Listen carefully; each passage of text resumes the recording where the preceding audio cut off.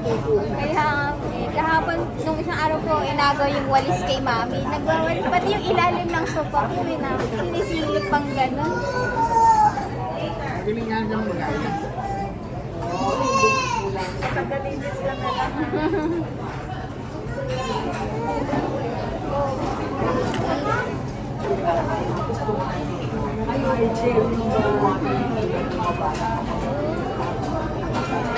Ito, white white. Eh.